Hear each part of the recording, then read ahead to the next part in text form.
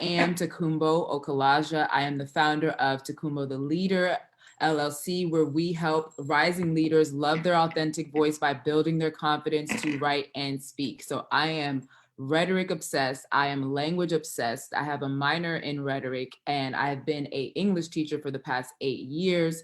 And so I am excited about language, and I'm excited about teaching leaders how to use language in order to influence the world in a positive way. As we can see what's going on right now, that rhetoric can be used for ignoble uses, or it can be used for honorable use. And so we are going to discuss today how we can upgrade our vocab and how we can be mindful about our rhetoric in order for us to make a positive impact in society and to also help to heal the world, right?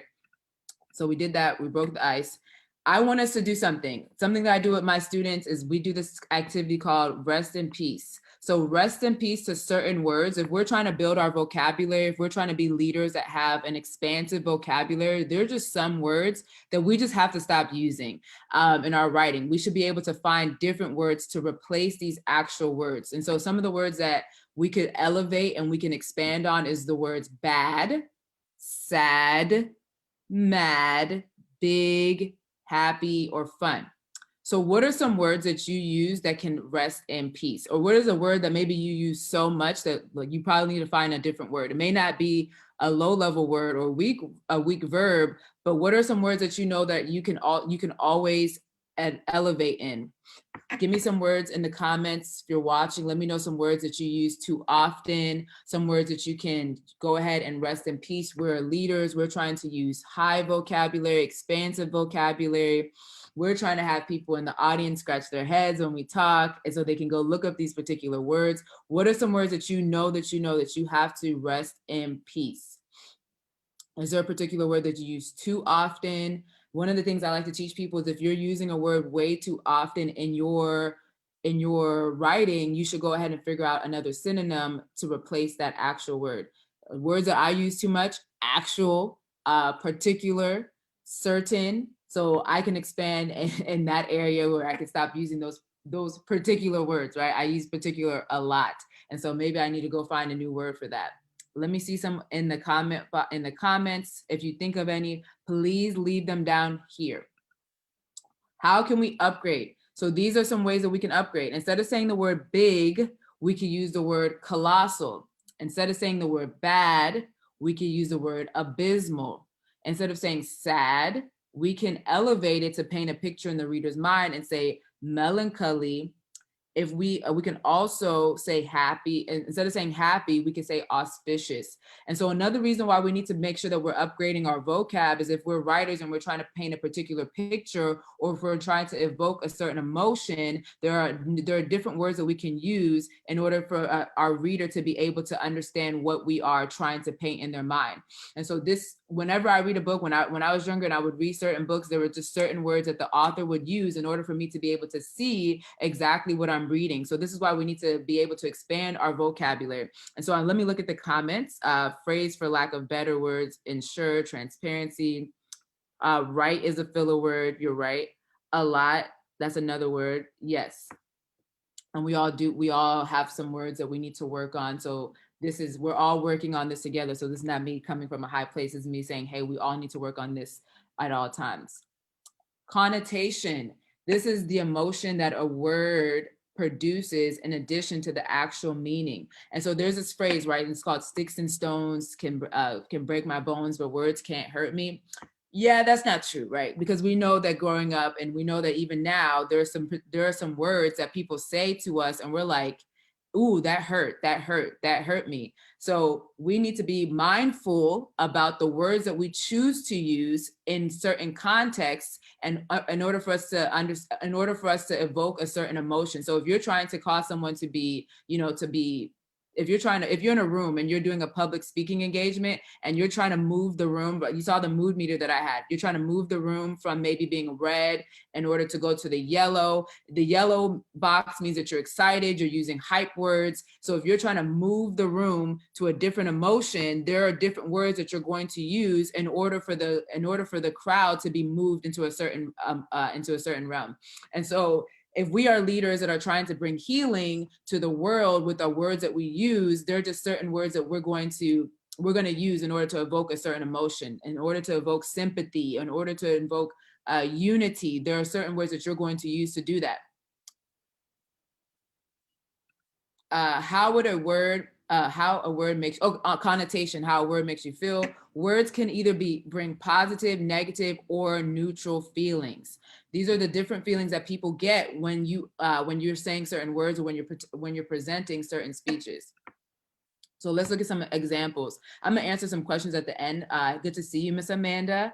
So yeah, I'm gonna answer some of them or some comments that you guys have. Sentence number 1. Amanda's miserly ways will allow her to live comfortable for the rest of her life. Sentence number 2. Amanda's frugal ways will allow her to live comfortable for the rest of her life. So sentence number 1 does not have a good connotation because the first word that's used has a negative connotation. If you have a question about that, let me know.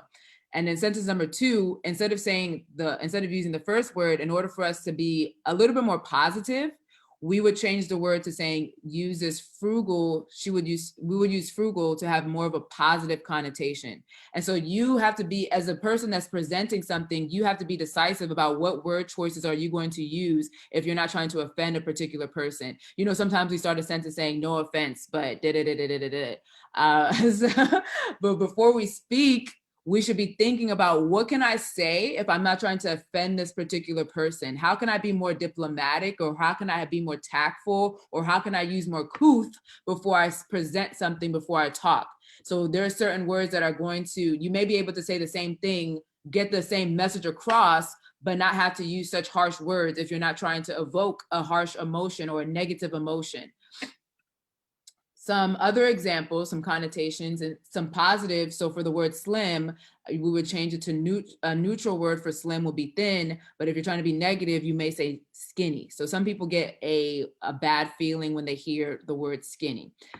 Confident would be in the positive section, and then neutral, self-assured, and then negative. A negative connotation is conceited. When you hear someone say, talk about themselves, and then instead of saying that they're confident, in order for you to be negative, to evoke a certain emotion to them, you might call them conceited.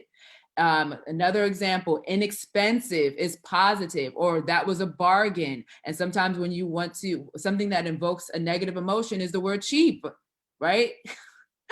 Another example, childlike would be positive, neutral will be youthful, and then negative will be childish.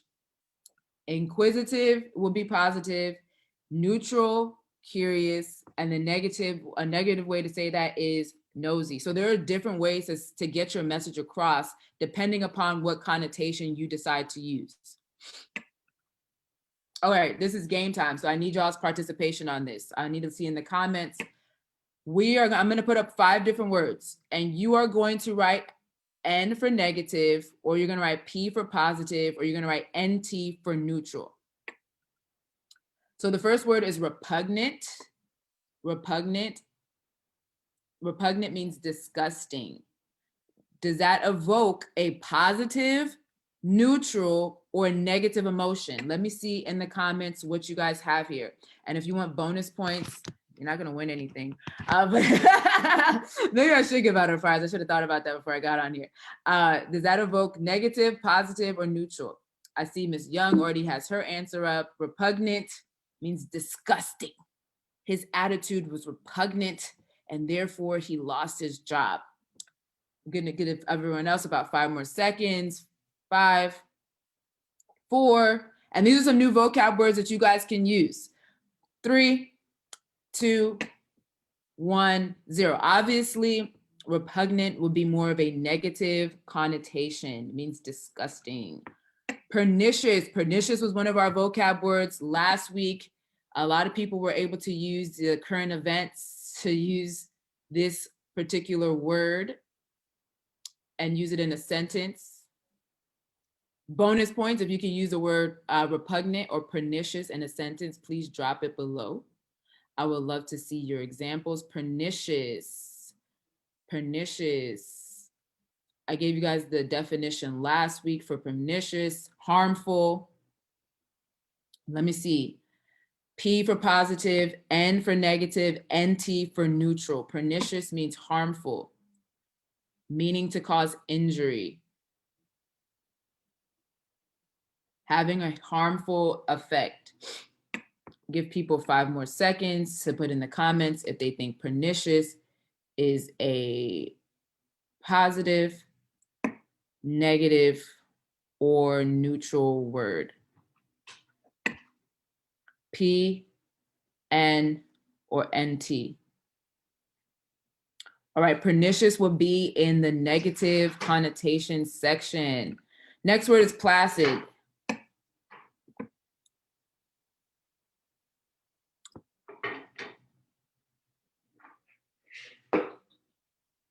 I would say I'll give you guys 5 more seconds.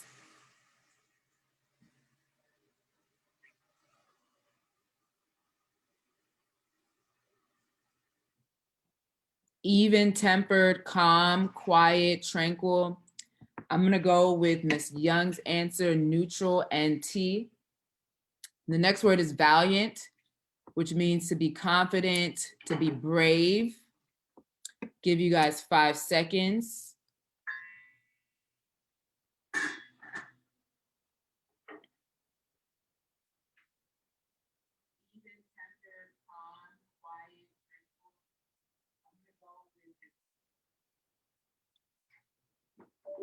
Yeah, we could say placid, valiant is a, I may be having a slow feedback on my phone because I'm trying to watch it on my phone and look up here. Valiant, I would go with positive. So P, positive connotation. Tenacious, meaning you don't give up, you keep going. What is this going to be, positive, negative, or neutral? Let me know in the comments. For I'll give you guys 5 more seconds to think. 5, 4, 3, 2, 1. For this one, I would go with neutral. I would see why you will put positive, but I'll just put neutral for this one. All right, let me give you guys some hints here.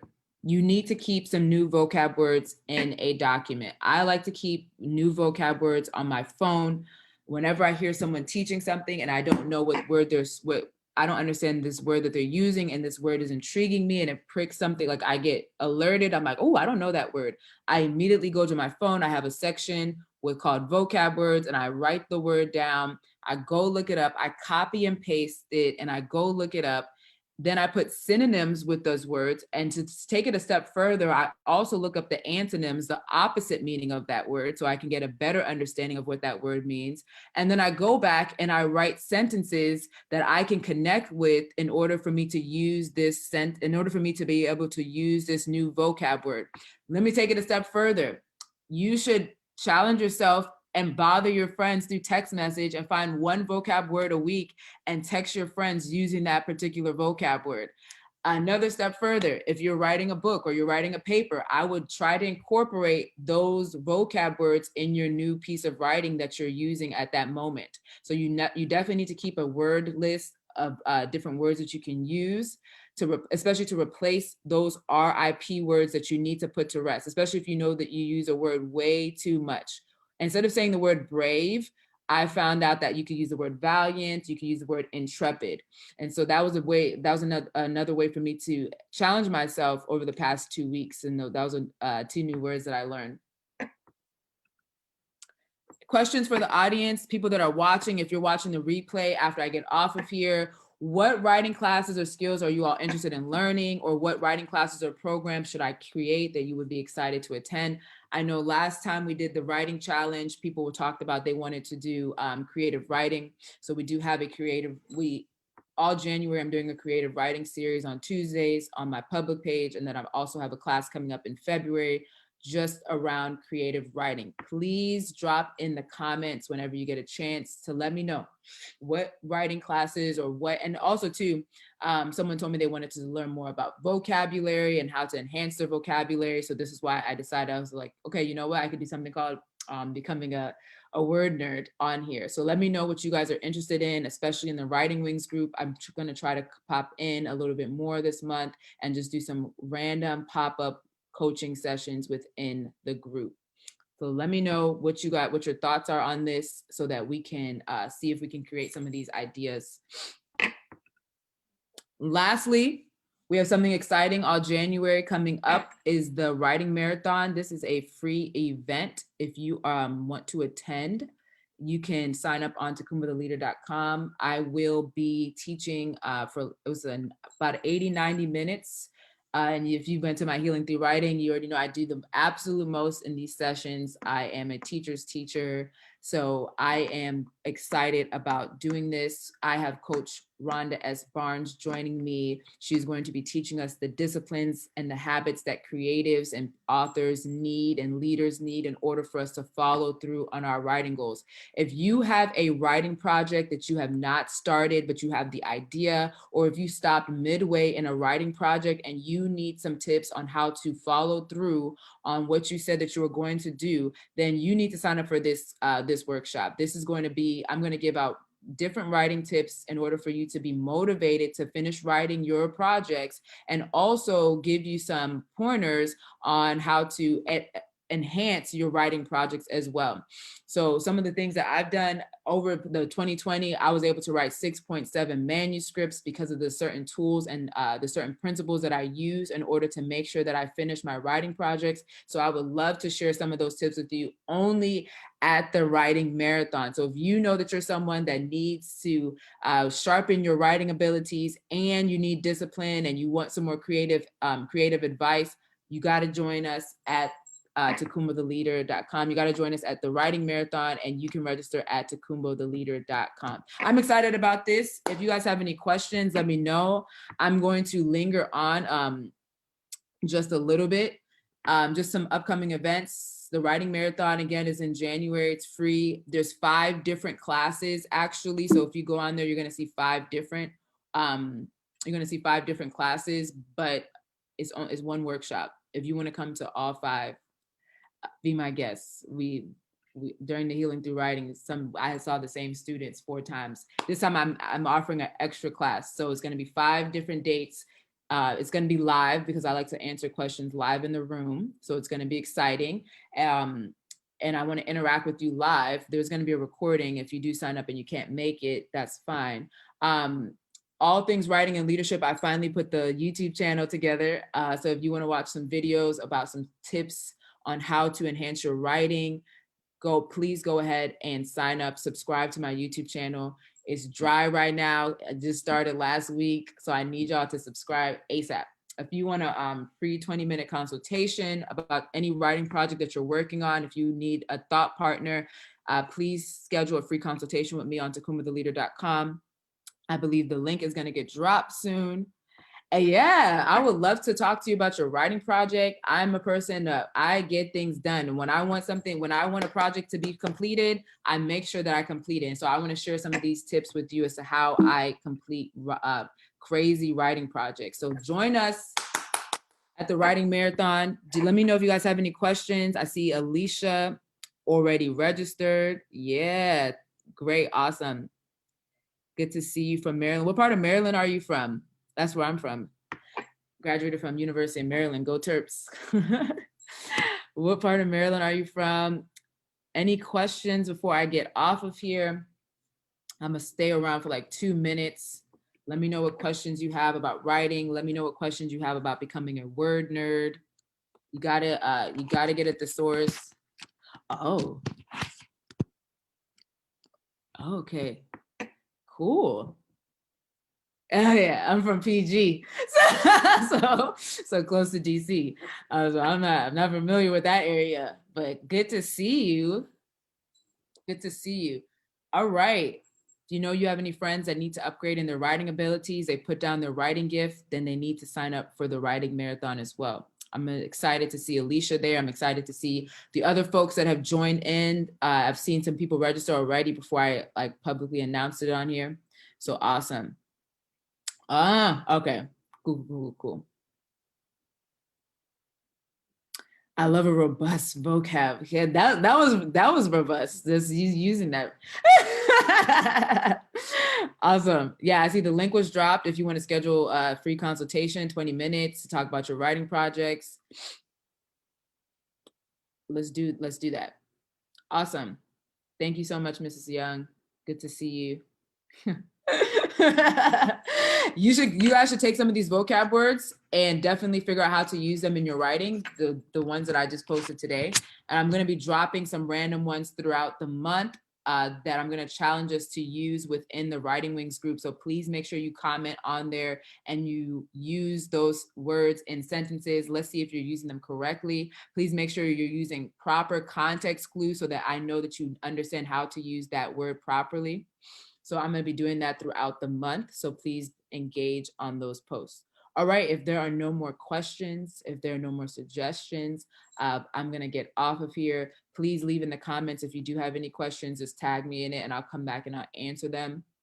And if you know any friends that need to join this mentorship group, please add them into the group. All right, guys, leave a legacy in writing with you later and love you like a leader. Bye.